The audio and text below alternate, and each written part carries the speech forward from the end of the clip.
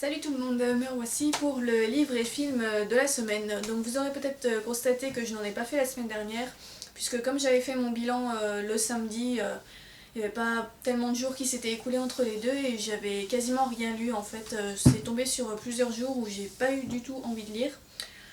Donc du coup ça servait à rien de vous faire une vidéo, je vous avais mis la deuxième partie de mon film Shelf Tour à la place et je reviens cette semaine pour le livre et film.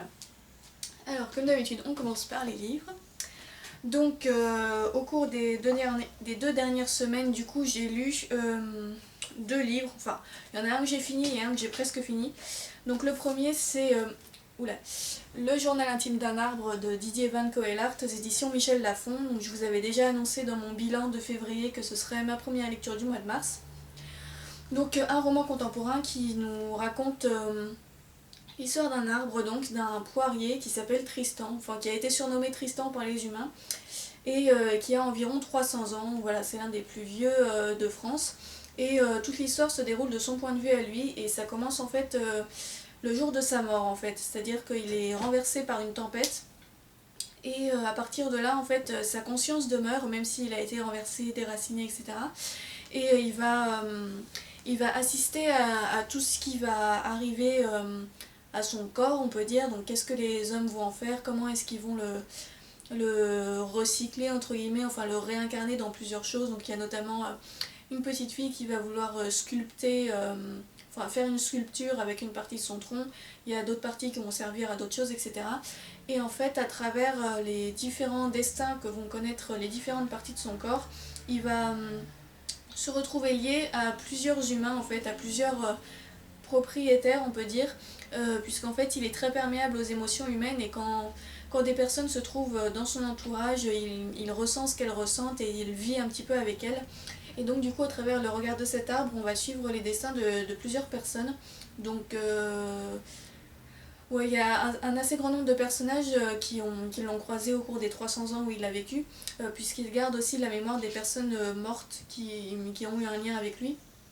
Mais on va surtout suivre le destin de son dernier propriétaire, un médecin lui-même assez âgé, ainsi que de la petite fille qui va vouloir sculpter une œuvre dans son tronc, et d'un homme qui travaillait sur lui dans l'espoir de le faire entrer dans la liste des arbres remarquables de France. Et en fait ces trois personnages vont tous se retrouver liés à travers cet arbre. Et donc voilà, on va suivre un petit peu leur histoire. Donc c'est un roman que j'ai bien aimé. J'ai été assez surprise en fait parce qu'au début je me disais que bon c'était une petite histoire sympathique, voilà, mais sans plus. Et en fait plus j'avançais dans ma lecture et plus ça partait vraiment dans des réflexions philosophiques parfois assez profondes, et ça se termine même sur une touche d'anticipation puisqu'il y a une partie de l'histoire qui se passe dans le futur. Donc c'est un futur assez proche, hein, c'est pas non plus en l'an 3000, mais voilà, il y a quand même un petit moment d'anticipation qui était assez sympa, j'ai bien aimé. Donc au niveau des personnages, ils sont assez bien développés, mais je m'y suis pas attachée moi personnellement. Enfin, il y en avait un qui me plaisait au début, mais j'ai pas du tout apprécié la manière dont il a évolué au cours de l'histoire. Donc du coup voilà, j'étais un petit peu déçue par rapport à ça. Mais sinon ils sont réalistes, ils sonnent justes, etc. Et ouais, c'était une lecture très agréable, donc avec plein de petites réflexions sur le monde, les humains, la nature, un livre assez philosophique en fait. Et puis le fait de voir ça du point de vue d'un arbre, c'était vraiment original. Et voilà, c'était un roman très agréable que j'ai bien aimé et qui se lit très très vite. Avec en plus une belle couverture. Donc voilà. Et après ça, donc j'ai lu ce qui est toujours ma lecture en cours, mais je l'ai presque fini. C'est La petite fille qui aimait Tom Gordon de Stephen King. Donc ça c'est un roman qui était dans ma palle depuis quelques mois. Je crois que ma mère me l'avait offert en septembre ou en octobre, quelque chose comme ça. Donc j'en suis vraiment à la toute fin, il me reste vraiment une poignée de pages à lire quoi. Bon, il me reste environ 30 ou 40 pages à lire. Et donc là c'est l'histoire d'une petite fille qui va se perdre dans la forêt et on va suivre ce qui lui arrive à partir de là. Je peux pas vous en dire beaucoup plus parce que toute l'intrigue est là en fait finalement, et si je vous explique plus avant ça va tout de suite vous dévoiler des choses, enfin ça va tout de suite vous spoiler quoi. Donc Là encore, c'est un roman où en le commençant, j'étais pas spécialement emballée, ça me déplaisait pas, mais bon. Et c'est en avançant au fur et à mesure de ma lecture que ça devient de plus en plus intéressant. Donc là, la partie où je suis arrivée, là je suis vraiment captivée par la fin de l'histoire. Alors que c'est vrai qu'au début, il y a eu des moments où je me suis un peu ennuyée, j'ai trouvé que c'était assez répétitif, puisque bon, en fait la fille se perd dans la forêt.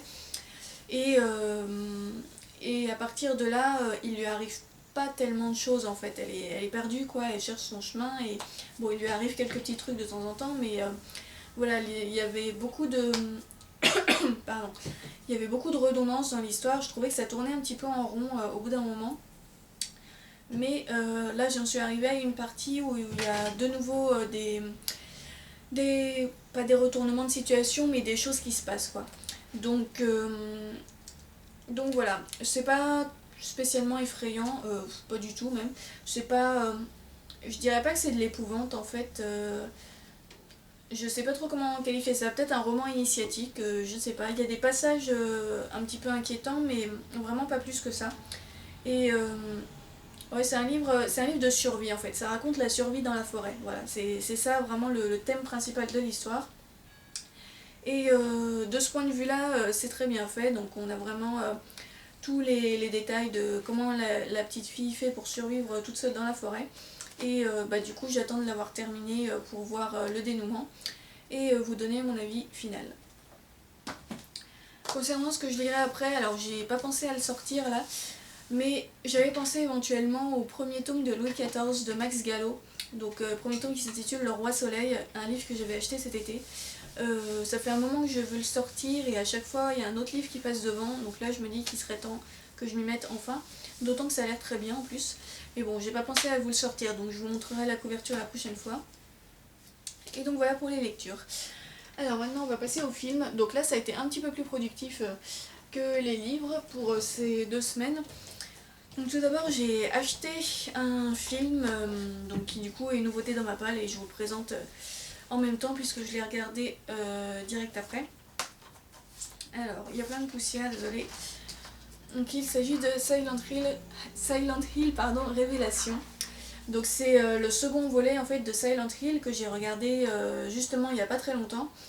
Donc je vous disais que le premier volet m'avait beaucoup plu, que c'était un film d'horreur enfin un film d'épouvante que j'aimais bien regarder de temps en temps, même s'il n'était pas absolument effrayant ou absolument exceptionnel. Et donc du coup j'avais envie de tester ce second volet. Alors je savais pas trop à quoi m'attendre parce que j'en avais pas beaucoup entendu parler et d'après ce que j'avais compris il avait pas très bien marché. Mais bon en fait je l'ai trouvé en promotion à 10 € dans un magasin, donc du coup je l'ai pris par curiosité. Et bon finalement heureusement qu'il était que à 10 € parce que ça m'aurait saoulé si je l'avais payé plus cher étant donné que ça a été une grosse déception.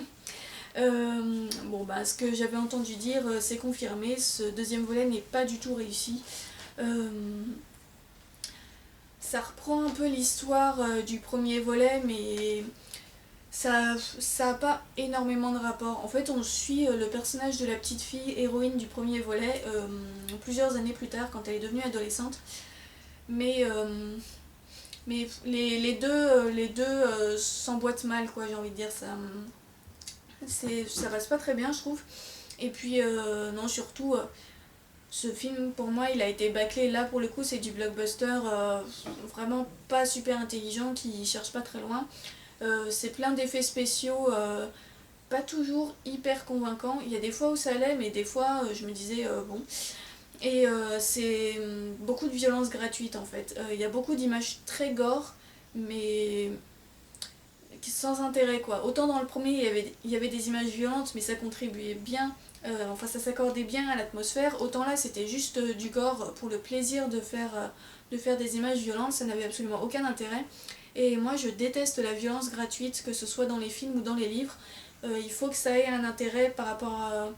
Enfin il faut que ça ait un minimum de profondeur quoi, sinon ça va pas. Le scénario tient pas forcément debout, enfin il est hyper basique en fait, il est hyper simple. Tout se passe trop vite, c'est pas du tout convaincant, les acteurs sont vraiment pas terribles, les relations entre les personnages... Enfin, à un moment, il y a l'héroïne qui rencontre un jeune homme, ils se sont rencontrés il y a 2 secondes et ils sont déjà limite amoureux, quoi. Enfin, on n'y croit pas une seule seconde. Et ouais, c'est hyper prévisible, il n'y a aucune originalité. Voilà, c'est vraiment, il est vraiment raté. Là pour le coup ce film je vous le conseille pas du tout et j'ai été très déçue.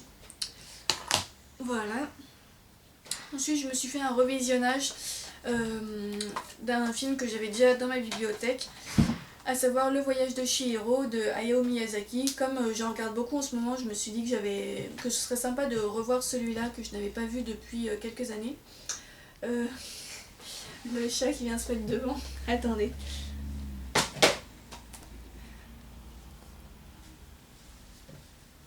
Donc voilà, Le Voyage de Chihiro qui est l'un de mes préférés de Hayao Miyazaki. En fait j'hésite beaucoup entre celui-ci et Princesse Mononoke pour savoir quel est mon film préféré de ce réalisateur. Là en fait c'est un univers que j'adore quoi. J'ai un coup de cœur pour l'univers. Je vous montre un peu les dessins derrière. Donc c'est l'histoire d'une petite fille qui va se retrouver piégée dans un monde peuplé par des dieux en fait. Donc des dieux dans le sens créatures un peu fantastiques. Et donc voilà, qui va se retrouver piégée donc, dans un monde un peu fantastique, imaginaire comme ça. Oups.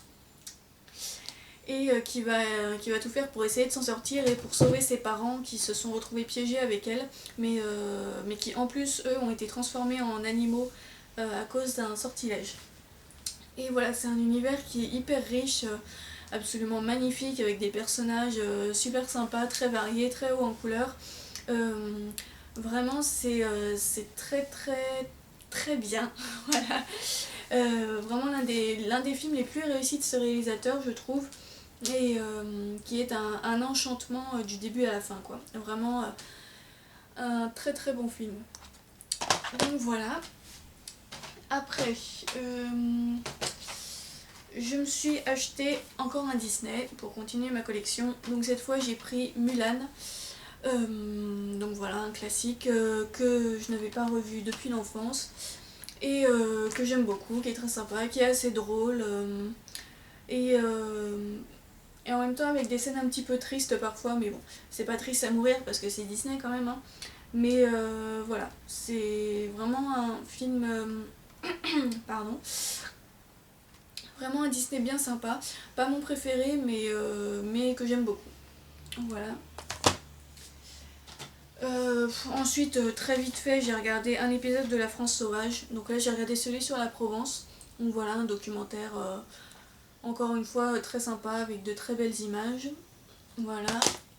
Et pour finir, ce qui a occupé la plus grande partie de ma semaine en termes de visionnage, c'est la 3e saison de The Walking Dead. Donc je vous l'avais montré dans mon bilan de février en disant que j'essaierais de la regarder ce mois-ci.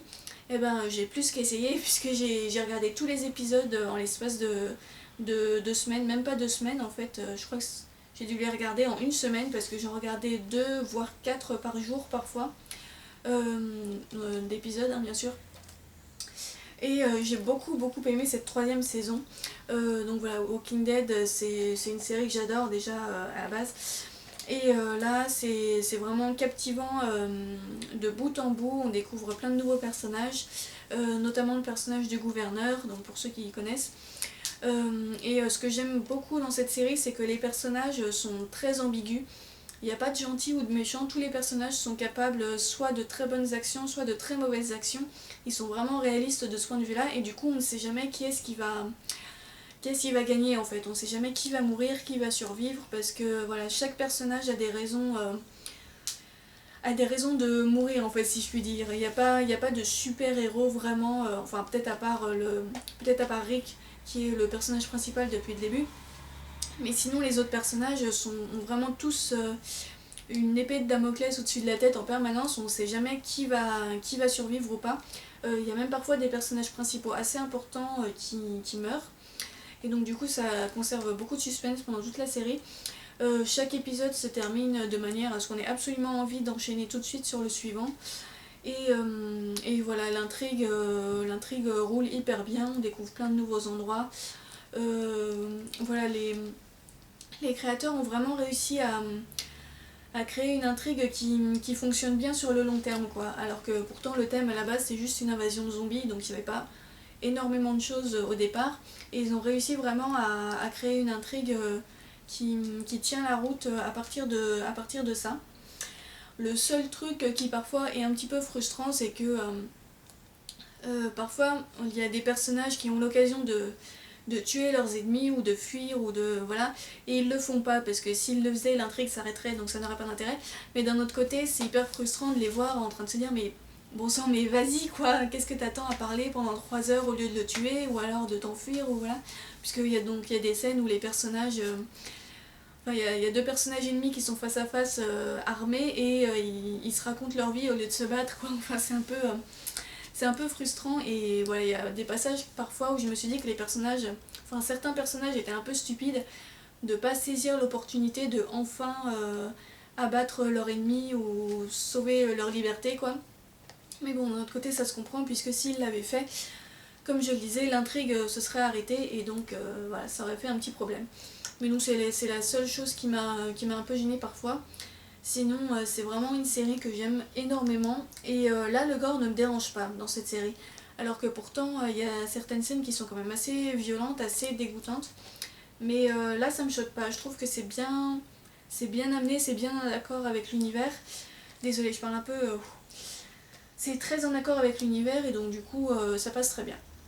Donc voilà pour la série que j'ai regardée en entier ces dernières semaines. Enfin, ces 2 dernières semaines. Donc c'est tout pour moi cette semaine. Aujourd'hui je vais aller acheter le 3e tome de Freaks Squill, le comics que j'avais commencé à lire. Je me suis retenue d'acheter le tome 3 cette semaine parce que j'essaye donc de plus acheter aussi, de plus acheter autant. Donc là j'avais déjà acheté 2 films. Donc du coup voilà, je me suis retenue d'aller en librairie, mais là aujourd'hui ça y est, je vais y aller. Donc je vous montrerai ça la semaine prochaine. Et puis d'ici là, je vous souhaite de bonnes lectures et de bons visionnages. Salut!